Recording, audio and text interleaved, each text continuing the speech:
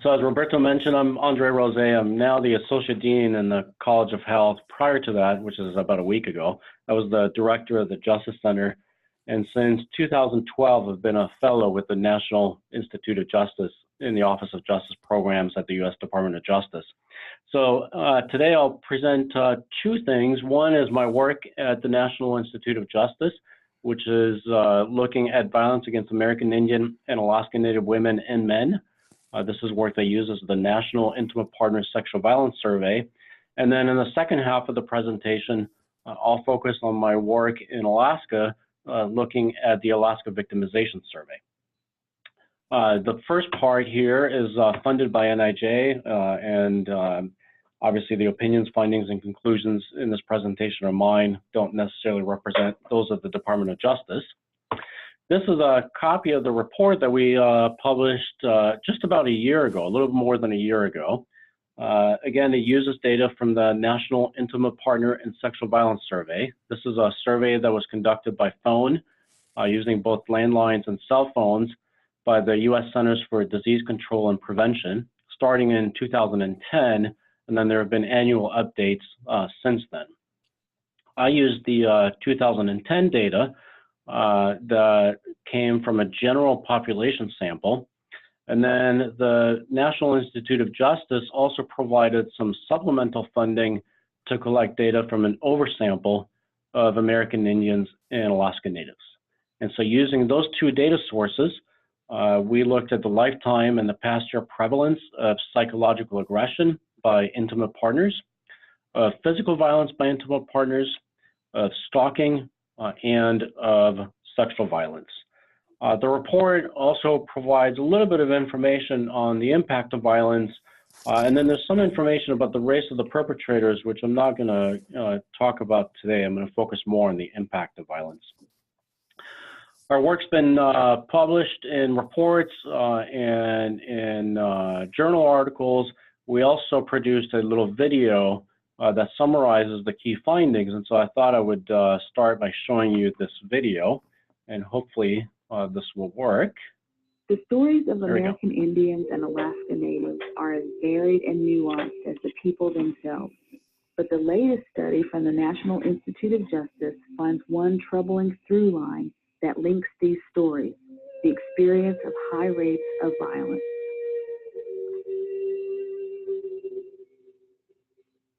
Like songs and oral histories, science can raise awareness by quantifying the severity of violence.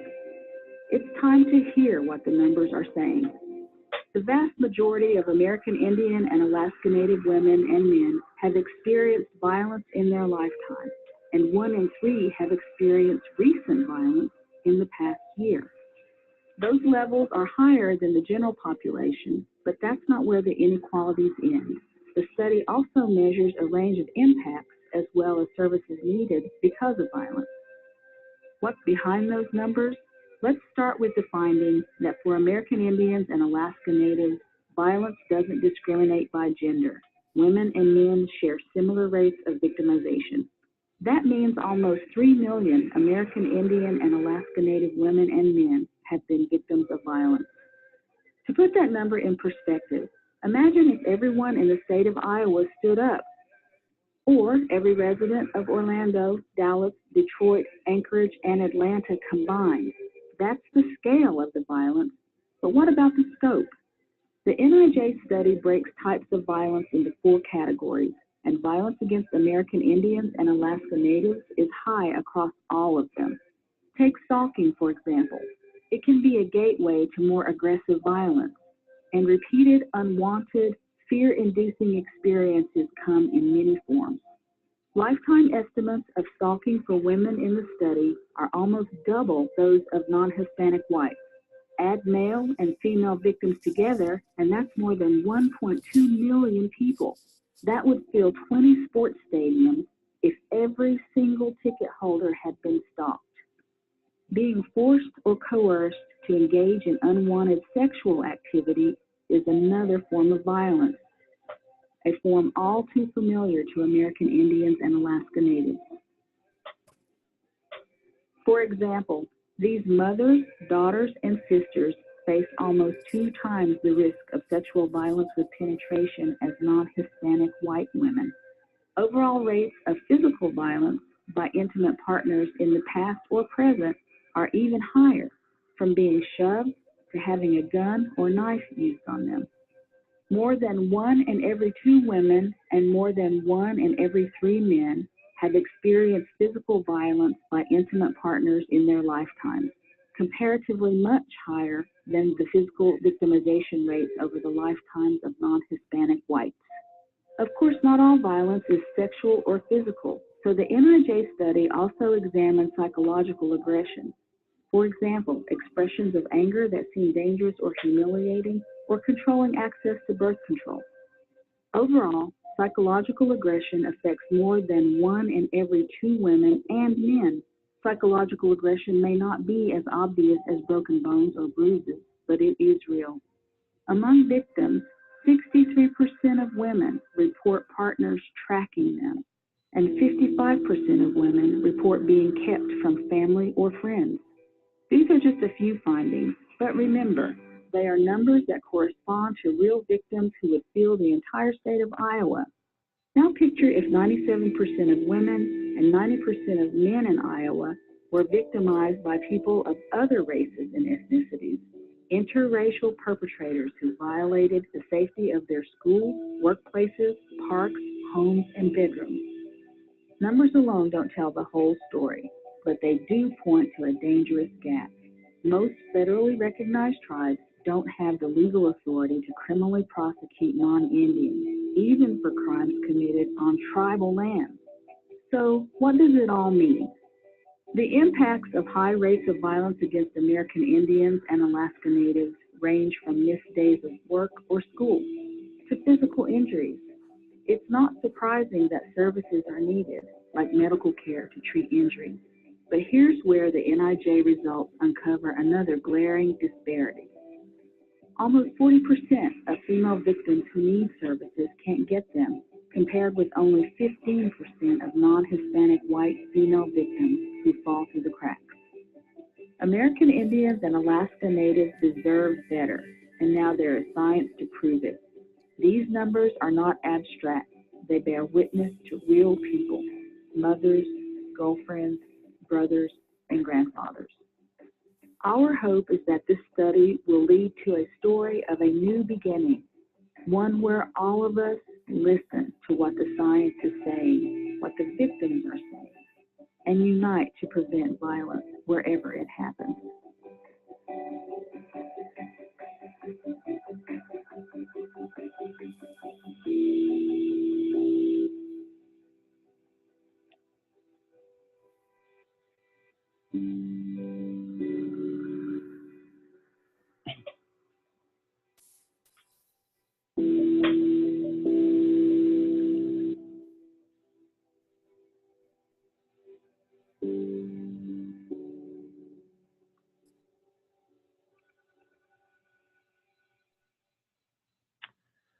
So we have a lot more information about the study on the NIJ website, but I'll just summarize some of the key findings.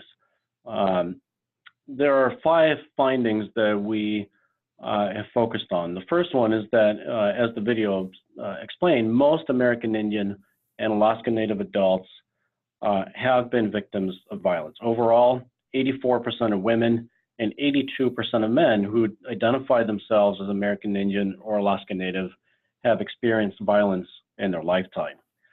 Second, we found that most women and men were victimized at similar rates, but in different ways. As you'll see on the next slide, women were more likely to have experienced stalking, and they were more likely to have experienced sexual violence. Third, we continue to find that the victimization rates are higher for American Indians and Alaska Natives than for Hispanic whites. And then we also found that female victims were more likely to need services, but they were less likely to have access to those services. And I'll provide you a little bit more information about this key finding. And then finally, we found that American Indians and Alaska Natives, for them, interracial violence was far more prevalent than intra-racial violence. In fact, almost all American Indian and Alaska Native victims have at some point experienced violence by a perpetrator of a different race, and they've done so at least once in their lifetime. So here's information about the lifetime prevalence rates. Again, we found very high levels of victimization across all categories. More than half of American Indian and Alaska Native women have experienced psychological aggression by an intimate partner at some point in their lifetime. More than half have experienced physical violence by an intimate partner. More than half have experienced sexual violence, and almost half have experienced stalking. And as you can see, for men, the rates are high for psychological aggression and for physical violence by an intimate partner, but relative to women, they tend to be lower for sexual violence and stalking. But even then, we find unacceptably high prevalence rates for all types of victimizations. The report, as I mentioned, also provides some information about service needs, and we found that 4 in 10 of American Indian and Alaska Native female victims had physical injuries. This is important because it implies that the type of violence that American Indian and Alaska Native female victims experience might be more severe than the type of violence that other victims experience. Almost half needed services, and more than a third needed medical care, which again might imply that the severity of the violence is higher. But unfortunately, we also found that among victims who needed services, more than a third were not able to access those services. And here's a graph of those results. And you can see that for American Indian and Alaska Native female victims, the percentage who was unable to get services that they needed is significantly higher than it is for other groups of victims. I'm assuming everybody is looking at this online, but if not, I'm now on slide number 9. These results that I just talked about are important because they continue to highlight the disparities in both health outcomes and in access to healthcare. And that's not a new finding, but it is now based on a nationally representative large sample of American Indians and Alaska Natives that includes both men and women. American Indian and Alaska Native female victims were more likely to be injured. They were more likely to need services, in particular medical care, but unfortunately, they were less likely to have access to those services. In another paper that I focused on, which is based on the general population, not on American Indians and Alaska Natives, we noted that healthcare insecurity was particularly important because there was a very significant risk factor for continued abuse into the later years of life. So elder abuse, the odds of experiencing elder abuse in the general population were 4.5 times higher if people were also experiencing healthcare insecurity. So there's obviously a lot more that's included in the report. I only focused on a few key findings. Let me now turn to the work that I've done in Alaska with the Alaska Victimization Survey. This is work that's funded by the Alaska Council on Domestic Violence and Sexual Assault. And again, the opinions, findings, and conclusions are mine, not necessarily those of the funding agency. This is a survey that was developed to be as close as possible to the National Intimate Partner and Sexual Violence Survey. So it includes the same core victimization questions, which allows us to do comparisons between Alaska and national results. But the survey is shorter, and it also includes women only. So in the Alaska survey, we did not include men. We've done the survey annually since 2010, and we've now interviewed more than 10,000 women about their lifetime and their past year experiences with intimate partner violence and sexual violence. So moving on to slide number 13, here are the national rates. So nationally, we know that 37% of adult women have experienced intimate partner violence at some point in their lifetime, and 20% have experienced sexual violence. Here are the Alaska numbers for 2010. In 2010, 48% of adult women had experienced intimate partner violence, and 37% had experienced sexual violence. The good news is that the numbers have declined from 2010 to 2015. When in the 2015 survey, we found that 40% of adult women had experienced intimate partner violence and 33% had experienced sexual violence. So the good news is that the numbers have at least started to decline, but obviously the bad news is that we still have unacceptably high rates of violence against women here in the state of Alaska. If we focus on past year prevalence, we find very similar results. Nationally, 6% of adult women had experienced intimate partner violence just in the past year, and 1% had experienced sexual violence. Here are the past year prevalence rates for Alaska in 2010. We found that 9%, almost 1 out of every 10 adult women had experienced intimate partner violence just in the past year, and 4% had experienced sexual violence. Again, from 2010 to 2015, things have started to improve. The past year prevalence rate for intimate partner violence is down to 6%, and for sexual violence, it is down to 3%. Not surprisingly, we again found, as we did with the National Intimate Partner and Sexual Violence Survey, that there are unmet needs for services. Overall, we found that 23% of victims in Alaska needed services, with 17% needing legal services, 12% needing advocacy services, and 10% needing shelter or housing services. But again, we find that more than a third of the female victims who needed services were not able to access these services. Overall, in Alaska, we do have some good news. We actually have some great news. Over the past 7 years, or at least from 2010 to 2015, we have significantly strengthened our prevention services, our crisis intervention, and we've begun to allocate greater focus on perpetrator accountability. And since then, we've seen the rates of violence starting to decline. So that's good news. Unfortunately, the rates clearly remain unacceptably high. And in addition, access to services continues to be difficult for too many victims. Here are some of the research challenges that I think we have. While the rates have started to decline, unfortunately, we really can't tell you what caused that decline. The reality is that we still know very little about the root causes of violence. We have lots of good theories, ones ranging from the effects of power and control to the impact of historical trauma or adverse childhood experiences, but we lack the definitive evidence on the factors that matter the most. And so as a result, we develop policies and programs that appear to be promising. They're based on solid theories, but we don't know for sure if they target the right factors or the best factors. And we have very little evidence on the effectiveness of these various policies and programs. Until we develop a sustainable research and evaluation agenda, the impact on policy and practice will really remain haphazard. I do think, though, on a positive note, because communities are forging ahead, implementing their own prevention and responses to violence, we do have an opportunity to look at natural experiments.